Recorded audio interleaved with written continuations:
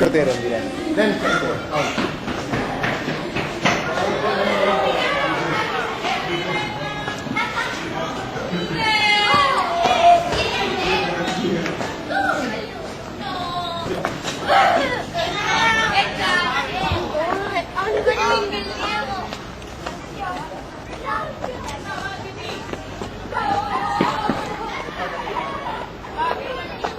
Hem quedat aquí sota l'ombra d'en Verdaguer. Aquest és el... Aquesta és el monument a Verdaguer, que fa l'ombra allargada. Segurament deu ser allà que fa la migdiada.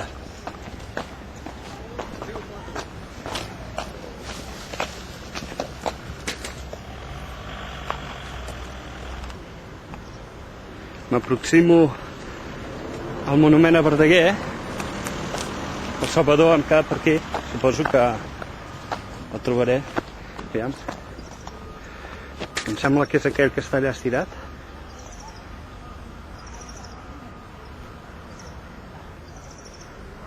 No veig. Aviam.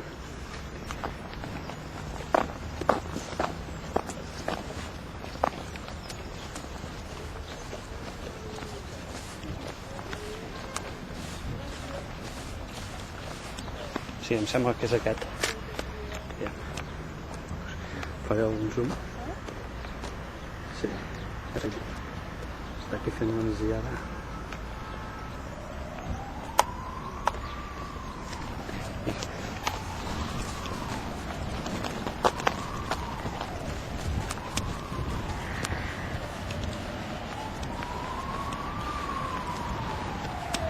Sí, és el Salvador.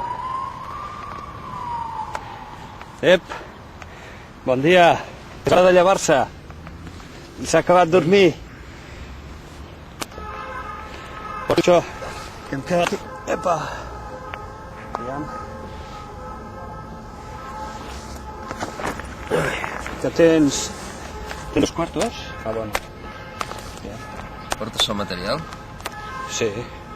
Aviam, allò, aquesta caixa deuen ser els quartos, no? Jo porto aquí... llibres.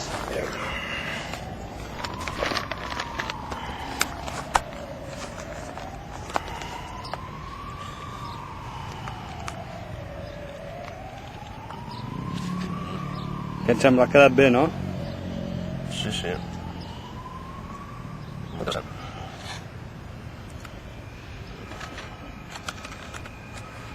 Portes el que havíem dit, sí?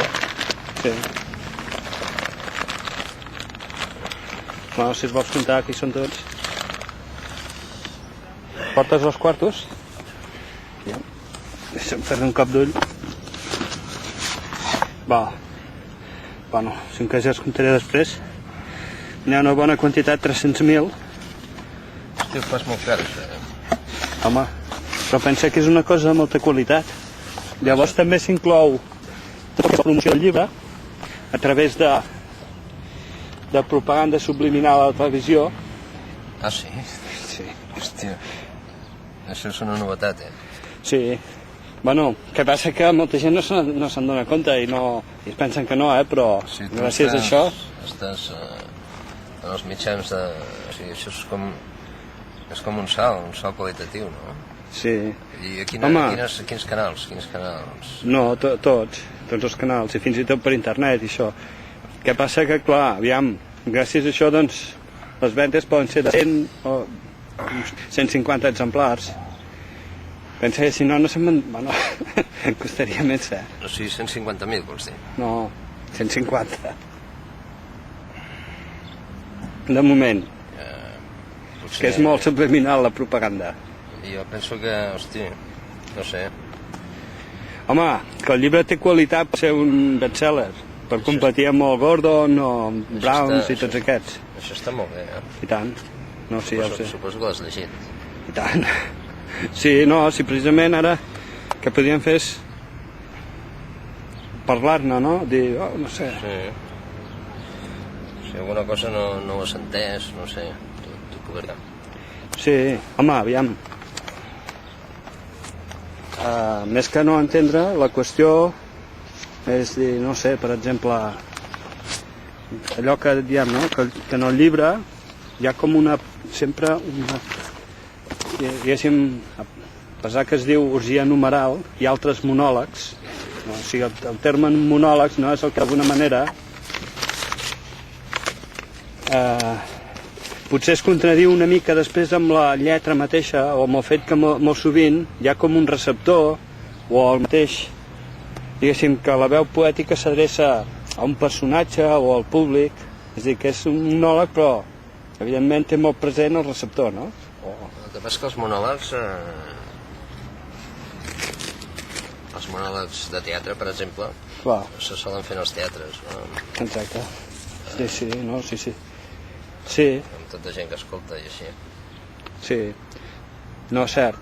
Però, per exemple, orgia numeral sí que podríem dir que és un monòleg bastant clàssic en aquest sentit, perquè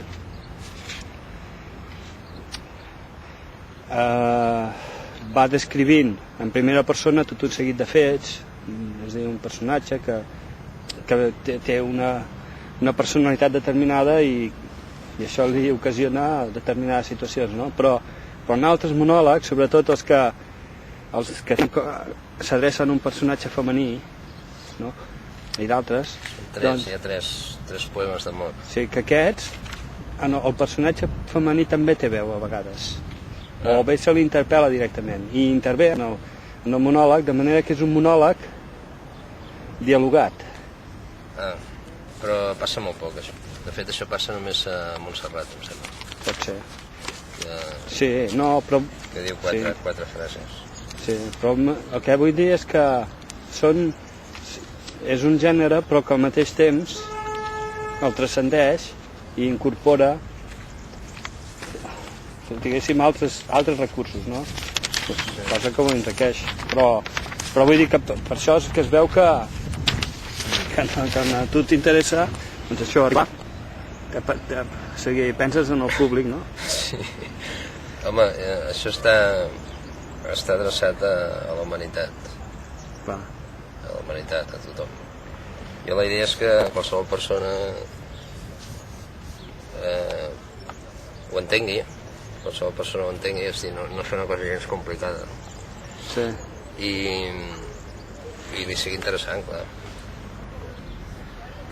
Ara millor. Doncs, sí. No. Llavors aquí hi ha peces de fa molts anys. Sí. Perquè, per exemple, hi ha una peça que es diu El gat, Sí. que m'agrada molt. Sí, el Pepis. També s'havia titulat el Pepis o no? Sí. Bueno, això és un afegit, no? Però, de fet, finalment es diu El gat.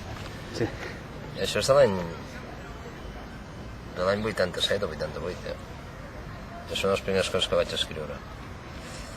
És una història d'un gat, no? I bastant real. Bueno, es barregen bastants gats aquí, i diferents històries, però... jo penso que això pot funcionar... De fet, són poemes narratius, són narracions en vers. Sí. Són narracions en vers, no? El que passa és que ara quan vaig fer aquí a Manlleu del monòleg, Sí. em va semblar que això podia funcionar com a monòleg, vull dir. No havia pensat fins al final, És com que el fet de presentar-ho com a monòleg li dona una mica la volta. I la prova que pot funcionar és que va guanyar el Premi de Manlleu, el monòleg aquest d'Orgia Numeral. O sigui que sí que pot funcionar.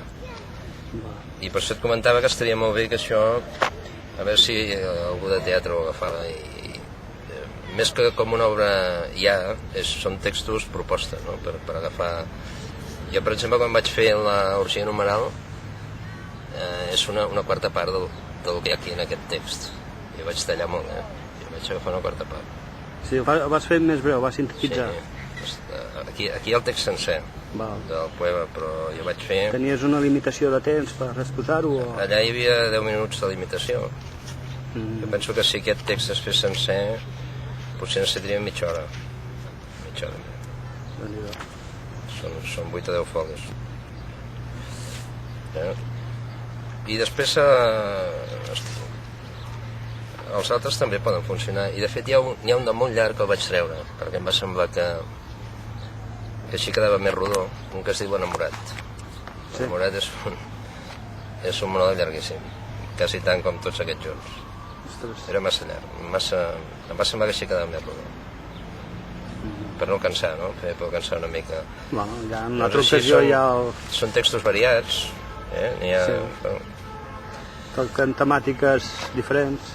Bueno, I em sembla que sí, que són pinzellades diferents sobre tot té un cert estil o un...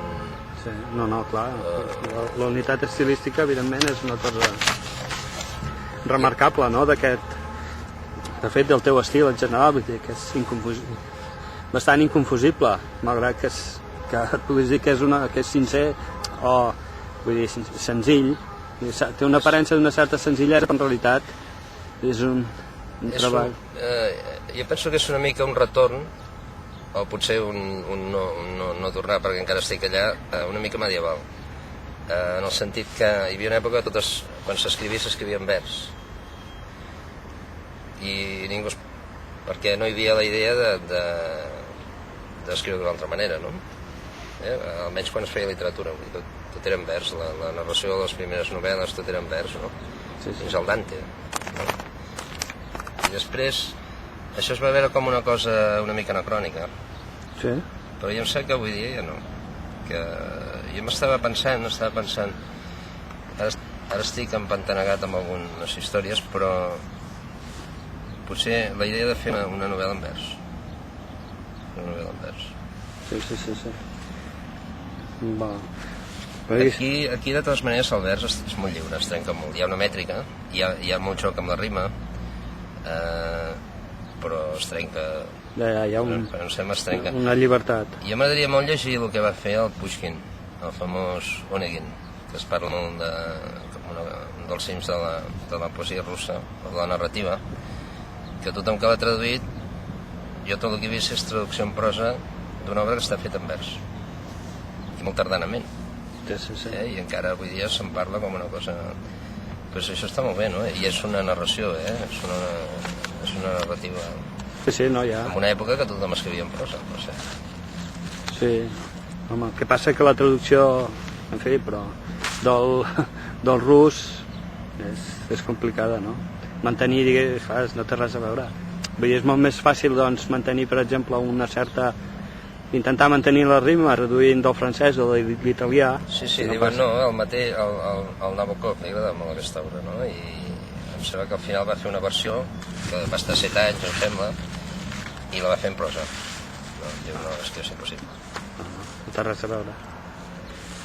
Doncs sí, no, llavors una cosa que a mi, diguéssim, o jo hi veig en la teva obra, en la teva poesia, que hi ha com un sentiment, bueno, de fet és el que has explicat una mica, no?, d'alienació a causa del brogit de la vida moderna, de tot aquest corren amunt i avall, i el materialisme i tot això, i llavors hi ha com sempre una intenció d'allunyar-se, de fugir, de sortir de tot aquest cercle, no?